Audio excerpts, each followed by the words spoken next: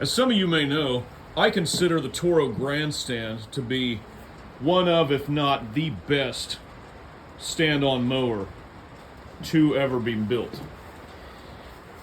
However, that being said, there is 1 year of the Toro Grandstand to absolutely avoid. Avoid like the absolute plague. And that year is 2009. 2009 was the very first year of the Grandstand. Now, why, you might be asking, would you avoid the 2009 model year? Aside from a couple of minor differences, such as, the handle here, the deck handle, it goes the opposite direction compared to the later styles, and a few slightly smaller wheels, nothing of consequence. But there's one major difference between the newer style of Grandstand, which this is an X-Mark, but it's the same basic mower, and the 2009, which was made for 1 year. And that difference is the deck lift assembly.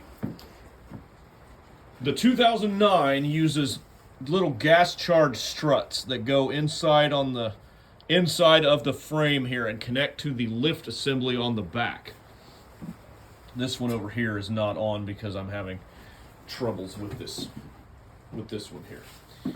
The 2010 and later, they immediately changed to this design, which has a large spring on the frame connecting to an exterior lift assembly on the back versus everything's interior on the first year Grandstand.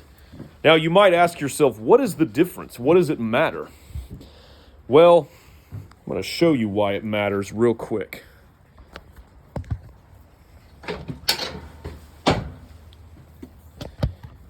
This spring is adjustable. You can adjust this spring to give varying rates of lift assist. So you can have it, I think from the factory, it's like right here.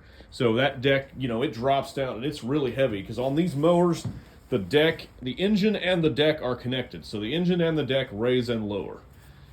Same on the Grandstand. Now, on the newer ones, the 2010 and ups, and on the X-Mark here, this system is completely adjustable. So I take this mower, I see how I want it to feel, and then let me show you here. I'll set this up here. And then, I get on here. I can very easily, let's put this into 3 inches, for example, goes down. Look at how easy that is. Pull it back up. Easy. No problems.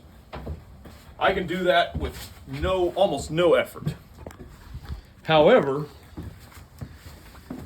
there is absolutely no adjustment built into this setup with these gas struts. There is no way to adjust this.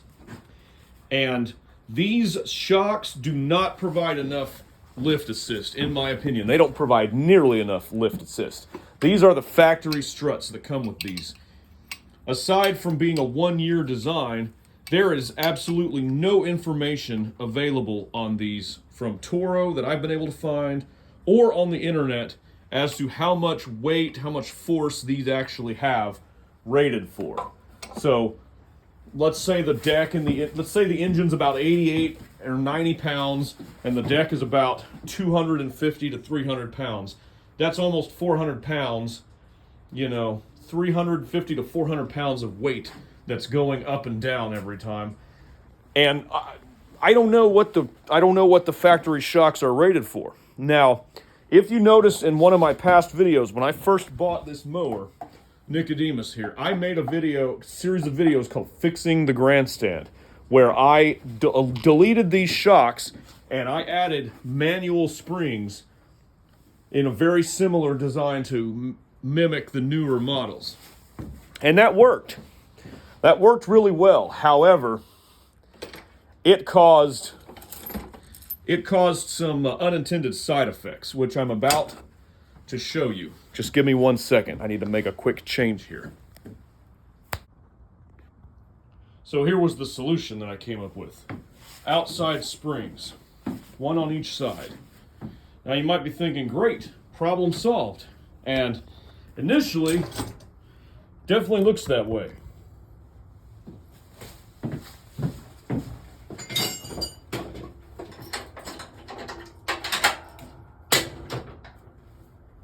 Goes down all right.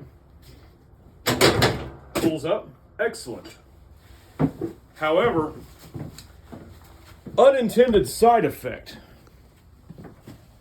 Notice this gap right here. It's even more pronounced over here. The force of this, because it's not quite a straight angle, the fuel tank is there, so it's kind of a canted angle on both sides. The force of these springs, especially when the deck is lowered, is actually breaking this weld, these welds right here. This one is a little bit loose to where these pieces are not supposed to be canted like this. They're supposed to be flush with this bracket, but they're not. As you can see on the other mower, there's a little bit of play here, but nothing anywhere close to that. You know, this is all pretty much straight. And the other side, you know, the other side's even more true. It's true. And what's going to happen is eventually the concern is that this, something like this is going to break off, and this piece here is going to go into this hydro reservoir, and it's going to puncture a hole or a big gash in this, and all of my hydro fluid is going to go out. And depending on what I'm doing at that point in time, it's going to potentially crater this mower, because then you're talking about hydro pumps and wheel motors burned up, you know, due to lack of fluid and all of that. You know, it's just not worth it for a 2009 model mower. So, like I said, I'm going to use it. I'm going to keep using it. Maybe I can come up with a different angle for this bracket to come, maybe slightly an L or something out. I don't know. But this fix that I had, it works. It makes it to where the deck can be lifted a lot easier. It's a lot more manageable. But because of the limitations of this frame and this design, it's just not made for this. You know, long term, I'm gonna have some problems keeping this design. And so basically, the point of these videos is if you go to buy a Toro grandstand, if you go to buy a used model grandstand, and you see nothing on the side here, if you see nothing on the sides here, run away. Do not buy this mower. I don't care what deal they give you. I don't care if that mower is free. Do not get this mower. It will cause you nothing but headaches.